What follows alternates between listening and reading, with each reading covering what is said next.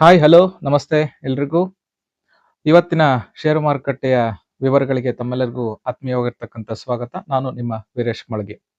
ಸ್ನೇಹಿತರೆ, ಕಳೆದ 2-3 ದಿನಗಳಿಂದ ಏನು ಷೇರು ಮಾರುಕಟ್ಟೆ ನಿಧಾನಗತಿಯ ಮೇಲುಗೈಯನ್ನ ಸಾಧಿಸಿತ್ತು, ಅಂದ್ರೆ ಪ್ರತಿ ಸರಿನೂ ಈಗ ಒಂದು 2-3 ದಿನದಿಂದ ಗ್ರೀನಲ್ಲೇ ಕೊನೆಗೊಳ್ಳುತ್ತಿತ್ತು. ಇವತ್ತು ಕೆಲವು ಅಂಕಗಳ ಕುಸಿತವನ್ನ ಕಂಡಿದೆ. ಇವತ್ತು ಯಾಕಪ್ಪ ಶೇರ್ ಮಾರ್ಕೆಟ್ ಬಿತ್ತು ಅಂತ ಹೇಳೋದಾದ್ರೆ ಹಲವಾರು ಕಾರಣಗಳಿರ್ತವೆ. ಅದರಲ್ಲಿ ಮುಖ್ಯವಾದವನ್ನ ನಾನು ಇಲ್ಲಿ ಹೇಳಲಿಕ್ಕೆ ಬಯಸ್ತೀನಿ. ಒಂದು, ಇವತ್ತು ಸೆನ್ಸೆಕ್ಸ್ ಎಕ್ಸ್ಪೈರಿ ದಿನ. ಬಾಂಬೆ ಸ್ಟಾಕ್ ಎಕ್ಸ್ಚೇಂಜ್ ಸೆನ್ಸೆಕ್ಸ್ ಏನಿರುತ್ತೆ ಅದರದ್ದು ಎಕ್ಸ್ಪೈರಿ ದಿನ. ಇವತ್ತು ವೀಕ್ಲಿ ಕಾಂಟ್ರಾಕ್ಟ್ಸ್ ಎಲ್ಲ ಎಕ್ಸ್ಪೈರಿ ಆಗ್ತಿರ್ತವೆ. ಹಾಗಾಗಿ ಇವತ್ತು ಪ್ರಾಫಿಟ್ ಬುಕ್ಕಿಂಗ್ ನಡೆಯೋದು ಸರ್ವೇ ಸಾಮಾನ್ಯ.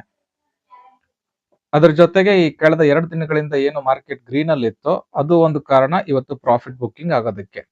ಸೊ ಇವತ್ತು ಎಕ್ಸ್ಪೈರಿ ಮತ್ತೆ ಪ್ರಾಫಿಟ್ ಬುಕ್ಕಿಂಗ್ ಎರಡೂ ಆಗಿದ್ರಿಂದ ಇವತ್ತು ಮಾರ್ಕೆಟ್ ನೆಗೆಟಿವ್ ಅಲ್ಲಿ ಕೊನೆಗೊಳ್ತು. ಅಂದ್ರೆ ಕೆಲವು ಅಂಕಗಳ ಕುಸಿತಕ್ಕೆ ಇವತ್ತು ಕಾರಣ ಆಯಿತು. ಇನ್ನ ಎರಡನೇದು ಏನಪ್ಪಾ ಅಂದ್ರೆ ವಿದೇಶಿ ಹೂಡಿಕೆದಾರರು ಏನಿದ್ದಾರೆ ಅವರು ಕೂಡ ಇವತ್ತು ಪ್ರಾಫಿಟ್ ಬುಕ್ಕಿಂಗ್ ಅನ್ನ ಮಾಡಿದ್ದಾರೆ. ಆ ಕಾರಣಕ್ಕೂ ಕೂಡ ಇವತ್ತು ಭಾರತೀಯ ಷೇರು ಮಾರುಕಟ್ಟೆ ಕೆಲವು ಅಂಕಗಳ ಕುಸಿತವನ್ನ ಕಂಡಿದೆ.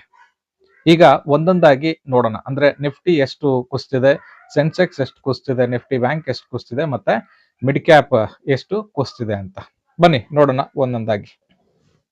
ಇವತ್ತು ಸೆನ್ಸೆಕ್ಸ್ ಬಂದು 503 ಅಂಕಗಳ ಕುಸಿತವನ್ನ ಕಾಣೋದ್ರೊಂದಿಗೆ ಮುಕ್ತಾಯಗೊಂಡಿದ್ದು 83,313 ಪಾಯಿಂಟ್ಗಳಲ್ಲಿ ಮುಕ್ತಾಯಗೊಂಡಿದೆ. ಅದೇ ರೀತಿ ನಿಫ್ಟಿ 50 133 ಅಂಕಗಳ ಕುಸಿತವನ್ನ ಕಂಡಿದೆ. ಇವತ್ತು ನಿಫ್ಟಿ 50 ಮುಕ್ತಾಯಗೊಂಡಿದ್ದು 25,642 ಪಾಯಿಂಟ್ಗಳಲ್ಲಿ. ನಿಫ್ಟಿ ಬ್ಯಾಂಕ್ ಇವತ್ತು 174 ಅಂಕಗಳ ಕುಸಿತವನ್ನ ಕಂಡಿದೆ. ಹಾಗೆ ನಿಫ್ಟಿ ಬ್ಯಾಂಕ್ ಕೂಡ ಇವತ್ತು ಮುಕ್ತಾಯಗೊಂಡಿದ್ದು 60,063 ಪಾಯಿಂಟ್ಗಳಲ್ಲಿ. ನಿಫ್ಟಿ ಮಿಡ್ ಕ್ಯಾಪ್ ಇವತ್ತು ಬರೋಬ್ಬರಿ 166 ಅಂಕಗಳ ಕುಸಿತವನ್ನ ಕಂಡಿದೆ. ಹಾಗಾಗಿ ನಿಫ್ಟಿ ಮಿಡ್ ಕ್ಯಾಪ್ ಇವತ್ತು ಕೊನೆಗೊಂಡಿದ್ದು 59,517 ಅಂಕಗಳೊಂದಿಗೆ. ಸ್ನೇಹಿತರೆ, ಇದೊಂದು normal profit booking. So market ಅಲ್ಲಿ ಯಾರ್ಯಾರು ಇರ್ತಾರೆ ಅವ್ರಿಗೆ ಇದೊಂದು ಕಾಮನ್ ಬಿಹೇವಿಯರ್ ಅನ್ಸುತ್ತೆ ಮಾರ್ಕೆಟ್ದು.